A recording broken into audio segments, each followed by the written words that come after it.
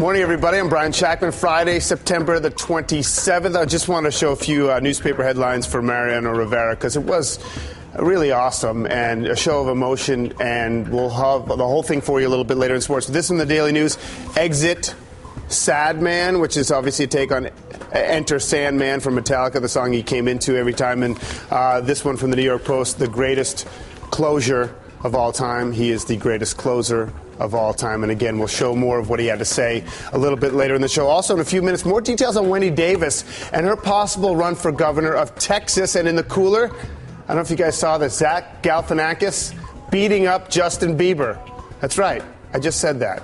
He beat up Justin Bieber. We'll show it to you in the cooler. But we begin, of course, in Washington, D.C., where there are just 3 days before the threat of the federal government shutting down becomes a reality. Here's where we stand right now. Later today, the Senate will begin voting on a bill to fund the government. Majority Leader Harry Reid will then look to amend that bill, stripping it of any language to defund Obamacare. Yesterday, the president's health care plan remained the center of attention on Capitol Hill as the criticism of Senator Ted Cruz's pseudo-filibuster continued through the ranks of the Republican Party. I don't think ever in the history of the Senate have we had a 21-hour filibuster and then the persons carrying out the filibuster voted for the issue they were filibustering. Y'all have sent out releases and emails, and you want everybody to be able to watch. And it just doesn't seem to me that that's in our nation's interest. Why is Majority Leader Harry Reid going to vote the same way you're proposing to vote? Why is every Democrat in this chamber going to vote the way you're proposing to vote? You voted in favor of the thing you're filibustering, and Senator Harry Reid joined you in that, too. So it seems to me that they're very similar. Senator Corker's exchange prompted this tweet from Andy Roth of the Conservative Club for Growth. Quote, Senator Corker effectively became a Democrat just now on the Senate floor.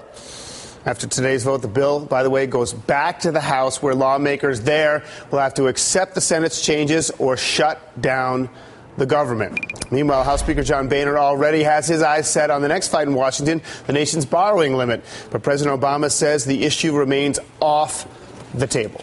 I will not negotiate on anything when it comes to the full faith and credit of the United States of America. We're not going to submit to this kind of total irresponsibility. Congress needs to pay our bills on time. Congress needs to pass a budget on time. Congress needs to put an end to governing from crisis to crisis. We're going to introduce a plan that ties important spending cuts and pro-growth reforms to a debt limit increase. Now, the president says, I'm not going to negotiate. Well, I'm sorry, but it just doesn't work that way. The Treasury Department says Congress has until October the 17th to raise the debt ceiling or face the possibility of default. Now to the latest on the investigation into the mall massacre in Kenya. This morning, there's an international search underway for that person right there, Samantha Laithwaite. She's also known as the White Widow. Interpol issued an arrest warrant for the British woman at Kenya's request.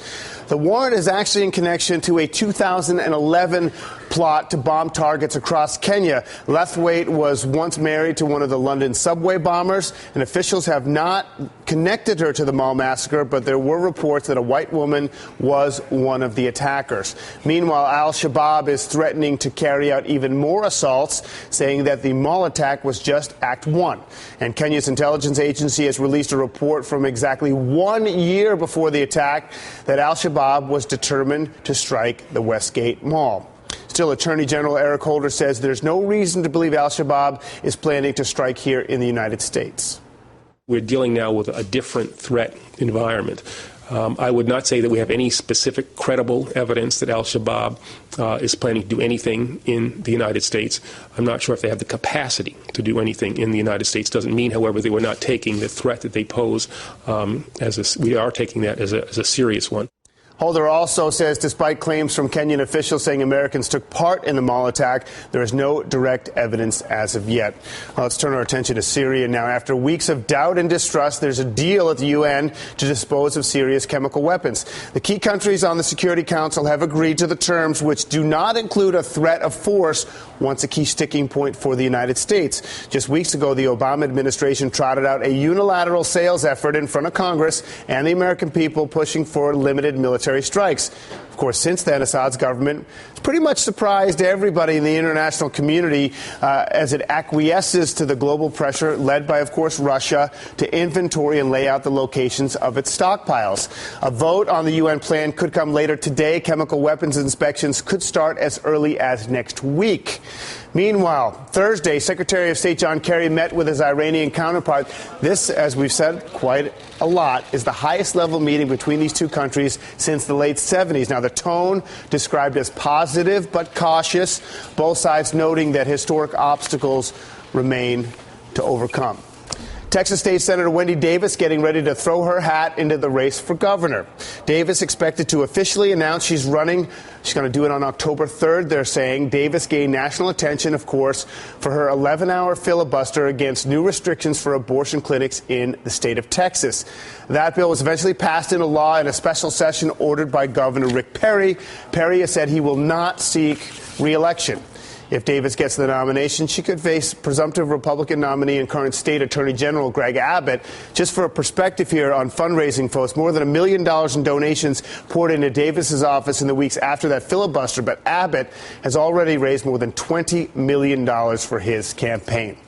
Well, it's a war of words between Chris Christie and McCain, but not John McCain. Here's what his daughter Meghan said Monday when she was asked about Christie running for president in 2016. I used to love Chris Christie. I'm kind of done with Chris Christie right now. You know, ever since his speech at the convention, I don't know if you remember, it was so, you know, he just talked about himself the entire time. Christie fired back with a response, even though he said he shouldn't have to.